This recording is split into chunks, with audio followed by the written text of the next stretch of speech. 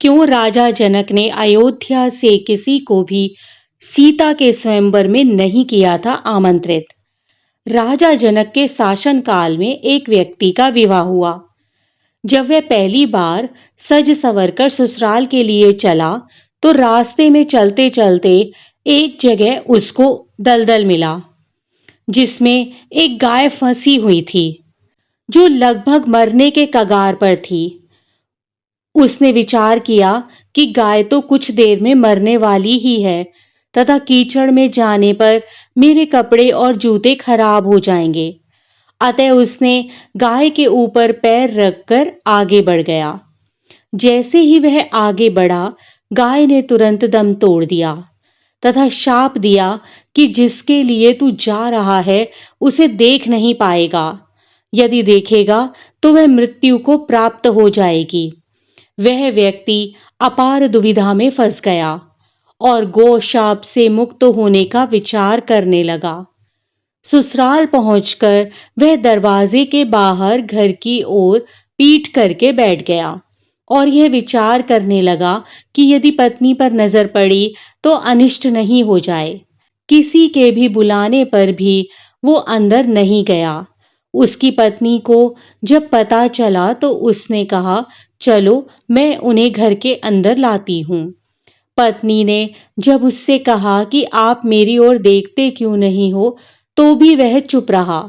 काफी अनुरोध करने के उपरांत उसने रास्ते का सारा वृतांत कह सुनाया। पत्नी ने कहा कि मैं भी पतिव्रता स्त्री हूं, ऐसा कैसे हो सकता है, आप मेरी ओर अवश्य देखो। पत्नी की ओर देखते ही उसकी आंखों की रोशनी चली गई और वह गाय के शापवश पत्नी को नहीं देख सका। पत्नी पति को साथ लेकर राजा जनक के दरबार में गई और सारा कह सुनाया।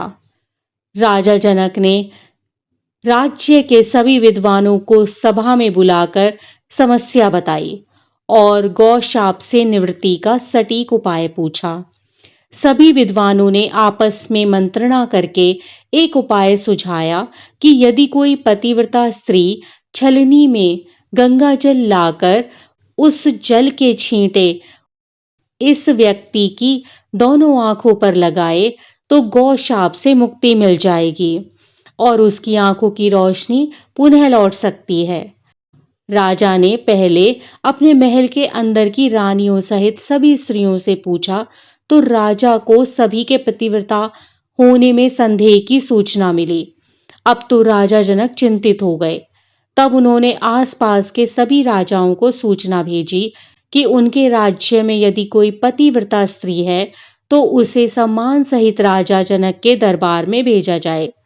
जब यह सूचना राजा दशरथ को मिली तो उसने पहले अपनी सभी रानियों से पूछा। प्रत्येक रानी का यही उत्तर था, राजमहल तो क्या, आप राज्य की किसी भी महिला, यहां तक कि झाड़ू लगाने वाली, जो कि इस समय अपने कार्यों के कारण सबसे निम्न श्रेणी की मानी जाती थी, उससे भी पूछेंगे तो उसे भी पतिव्रता ही पाएंगे। राजा दशरथ को इस समय अपने राज्य की महिलाओं पर आश्चर्य हुआ और उसने राज्य की सबसे निम्न मानी जाने वाली सफाई वाली को बुला भेजा और उसके पतिव्रता होने के बारे में पूछा। उस महिला ने स्वीकृति में गर्दन हिला दी। तब राजा ने यह दिखाने के लिए कि अयोध्या का राज्य सबसे उत्तम है, उस महिला को ही राज सम्मान के साथ जनकपुर भेज दिया। राजा जनक ने उस महिला का पूर्ण राजसी ठाट बाट से सम्मान किया और उसे समस्या बताई। महिला ने कार्य करने की स्वीकृति दे दी। महिला छलनी लेकर गंगा किनारे गई और प्रार्थना की, हे गंगा माता, यदि मैं पूर्ण पतिव्रता हूं तो गंगा जल की एक बूंद भी नीचे नहीं गिरनी चाहिए। प्रार्थना करके उसने गंगा जल को छलनी में पूरा भर लिया और पाया कि जल की एक बूंद भी नीचे नहीं गिरी। तब उसने यह सोचकर कि यह पवित्र गंगा जल कहीं रास्ते में छलक कर नीचे नहीं गिर जाए, उसने थोड़ा सा गंगा जल नदी में ही गिरा दिया और पानी से भरी छलनी को लेकर राज दरबार में चली आई। राजा और दरबार में उपस्थित सभी नर नारी यह दृश्य देखकर आश्चर्यचकित रह गए और उस महिला को ही उस व्यक्ति की आंखों पर छींटे मारने का अनुरोध किया और पूर्ण राज सम्मान देकर काफी पारितोषिक दिया। जब उस महिला ने अपने राज्य को वापस जाने की अनुमति मांगी तो राजा जनक ने अनुमति देते हुए जिज्ञासावश उस महिला से उसकी जाति के बारे में पूछा। महिला द्वारा बताए जाने पर राजा आश्चर्यचकित रह गए। सीता स्वयंवर के समय यह विचार कर कि जिस राज्य की सफाई करने वाली इतनी पतिव्रता हो सकती है तो उसका पति कितना शक्तिशाली होगा। यदि राजा दशरथ ने उसी प्रकार के किसी व्यक्ति को स्वयंवर में भेज दिया तो वह तो धनुष को आसानी से संघान कर देगा और कहीं राजकुमारी किसी निम्न श्रेणी के व्यक्ति को न वर ले। इस वजह से राजा जनक ने अयोध्या नरेश को सीता के स्वयंवर में निमंत्रण नहीं भेजा। किंतु विधाता की लेखनी को कौन मिटा सकता है। अयोध्या के राजकुमार वन में विचरण करते हुए अपने गुरु के साथ जनकपुर पहुंच ही गए और धनुष तोड़कर श्री राम ने सीता को वर लिया।